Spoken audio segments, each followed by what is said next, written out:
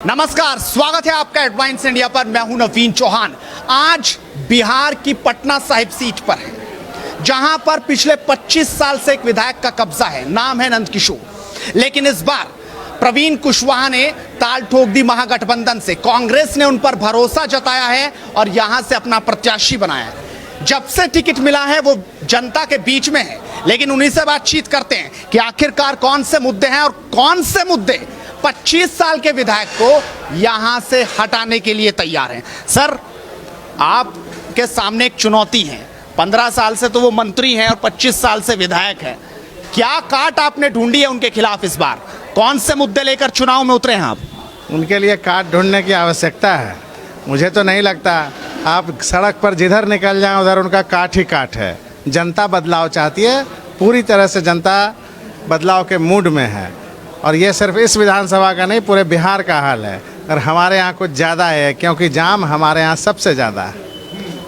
पिछली बार तो नंदकिशोर जी बिल्कुल किनारे पे आके पास हो गए थे, लेकिन इस बार क्या आपको पूरी तरह से, आप चाह रहे हैं कि पूरी तरह से हटा देंगे उनको, यानी मात देने की पूरी ठान ली? और जनता का सहयोग किस तरह से मिल रहा है? क्या आशीर्वाद दे रही है जनता?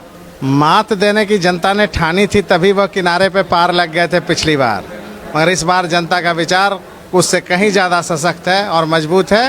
मुझे यकीन है कि इस बार जनता पूरी तरह से बेड़ा पार लगाएगी। बेड़ा पार लगाएगी। नीतीश कुमार कह रहे हैं कि 15 साल हमारे और 15 साल लालू यादव के याद कर लो तब वोट देना।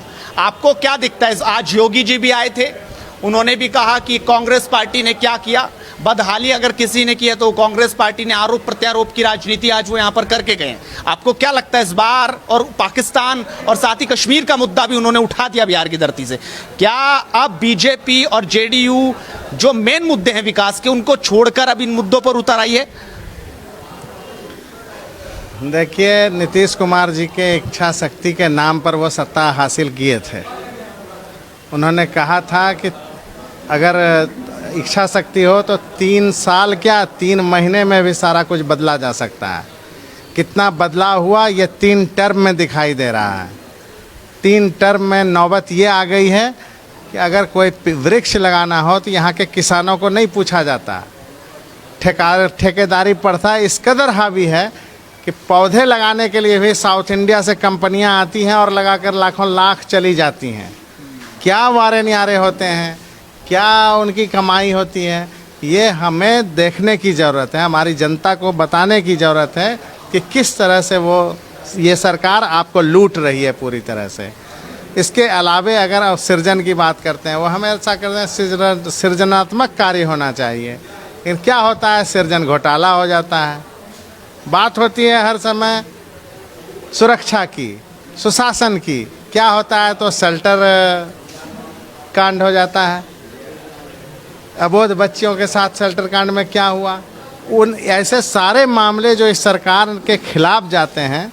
उसके बाद 7 निश्चय योजना देखिए, उनकी सबसे महत्वपूर्ण योजनाएं दिखाते हैं। 7 निश्चय योजना है लेकिन उस योजना का असर क्या है?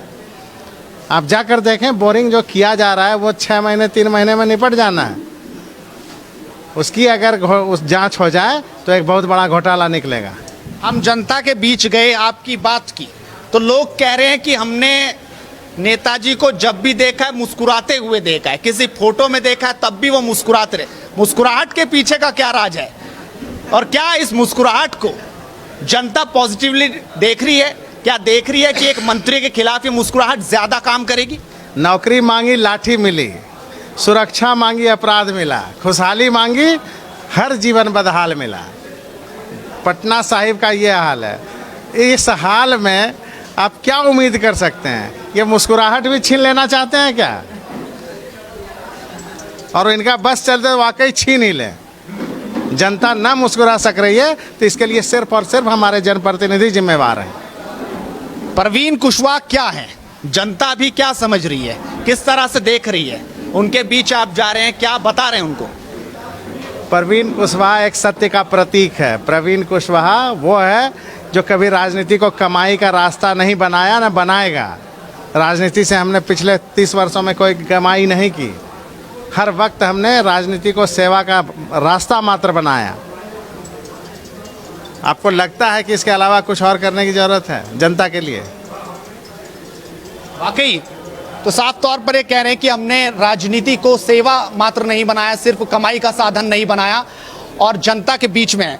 लेकिन सवाल ये भी है सर, अब मोदी योगी भी उतर रहे हैं, 23 तारीख से रैली भी है, तेजस्वी सामने है और तेजस्वी की सीधा चुनौती जो है मुख्यमंत्री को है। वो कह रहे हैं सामने चुनाव लड़ जाएं, कहीं से भी लड़ जाएं, हम हरा देंगे।